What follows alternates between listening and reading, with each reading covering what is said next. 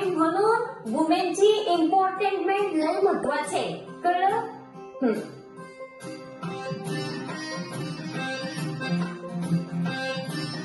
वुमनची काय? अगं ते इम्पॉर्टंट